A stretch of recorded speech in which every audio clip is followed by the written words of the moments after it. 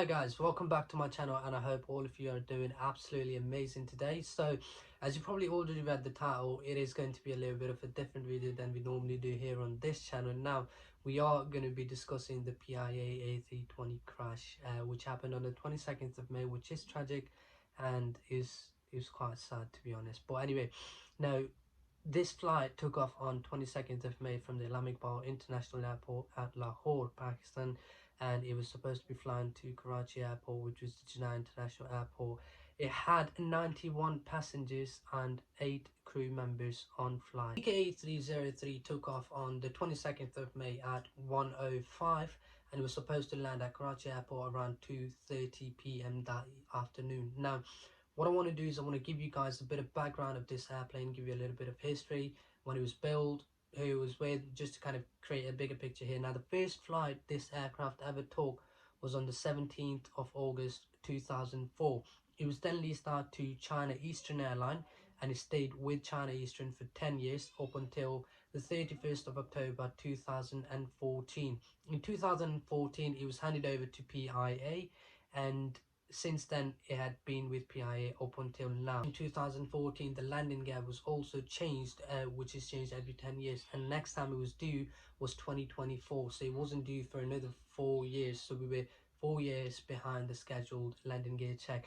Now in between February and May 2019, both the engines were changed to CFM 56-54B, which are the engines that was onto the aircraft. They were updated in 2019. 30th of October 2019, the plane went under maintenance and it was checked for any defaults, any maintenance that was required, and luckily there was no hydraulic issues, no issues with the landing gear, no issues with the engine or anything else over the whole plane. Everything was completely fine and it was classed okay for flying. Because of the coronavirus, from 22nd of March till the 7th of May, the plane was grounded and it did not fly at all.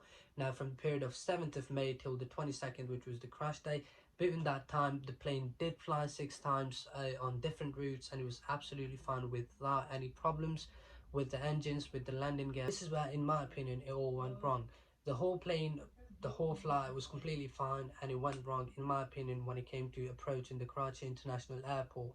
Now, there's a point called Mukli, which is like where the approach normally starts for the Karachi Airport. Now, at that point, the advised altitude for the aircraft is 3,000 feet, whereas this Airbus A320 PK-A303 was flying at about 10,000 feet, 9,800 to be precise. Now, that is more than the double of the advised altitude for the approach to Karachi International Airport. Now, because the airplane was so high and so fast, and it was only 10 miles away from the airport of Karachi, ATC issued a warning saying you're too fast and you're too high, you should probably go around and try and approach again and try and land on the 25L, which is the runway obviously in the Karachi airport. Now, the pilot completely ignored it, and at 14:32, which is 2 minutes after the initial landing expected time, the pilot reports to be descending from 3,500 feet to 3,000, keeping in mind at that point they should be flying around 1,680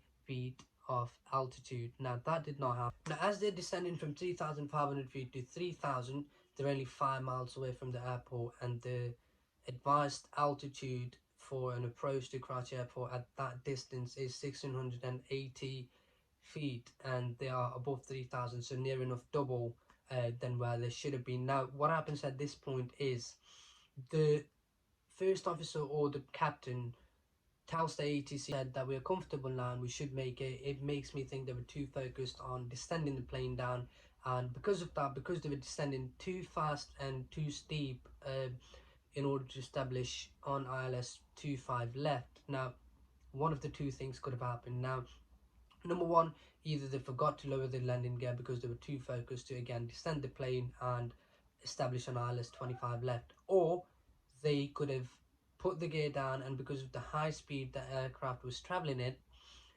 the landing gear might not have opened. As you probably all know, if the speed of the aircraft is too fast and you try and open the landing gear, it just simply would not open. So on the final approach on the runway, the pilot realizes the landing gear did not engage, and the ATC does also mention, are you going for a belly landing, to which the pilot did not respond, and they went ahead they attempted a belly landing on which both the engines scraped against the runway, damaging them both. Now at this point, the pilot decides to go around and has to establish an ILS-25 left again.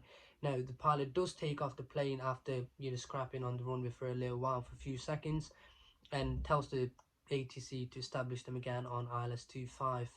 The ATC did instruct the pilot to turn left heading 110, climb 3000, to which the pilot did confirm that they were heading left 110, climbing to 3000. A few moments later, the ATC said to the pilot that you are just passing 2000, to which the pilot replied saying, just give me 2000, which means at that point both the engines had failed, because on visuals you can see there's smoke coming out of the engines, there's fluids flowing out of the engines, and at that point there was no thrust being made in the airplane, which was constantly slowing down the plane, which means the pilots were not able to actually get it to the 3000 feet altitude. Now, because the aircraft had actually slowed down quite a significant amount because of obviously being scrapped against the ground, number one, number two, there's no thrust being produced from both the engines, and the plane's pretty much in gliding mode at this point. Because the plane had slowed down significantly, both the landing gears opened up. The reason being because now they were slow enough for the landing gears to actually open up and function properly.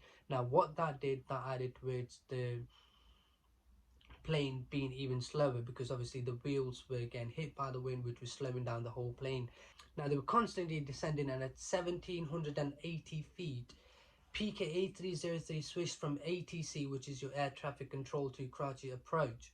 Now this is where it makes no sense, because ATC is the one who gives the clear to land, whereas PIA A320 switched to Karachi approach, which are just to help with the approach, not with the actual landing or to give the landing clearance. And when somebody from the approach tower did ask, are they staying on 2000 or are they climbing up to 3000, the pilot said, just give me 2000, to which the person from the Karachi approach replied, okay, you can stay on 2000 and establish an approach to ILS-25 left.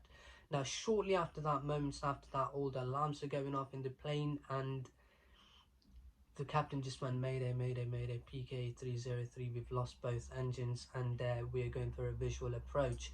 So they went towards the runway, tried to do a visual approach, and because of the mayday call, all the runways were available to them, and unfortunately the plane did not have enough thrust or enough drag in order to get to the airport, and it crashed only 1.3 miles away, which was from the runway 25 left, and only two lucky people did survive. Now in my opinion, what I don't understand is, okay, yes, the first time when you've gone in for the landing, yes, you might be over the speed limit than what you normally should have been.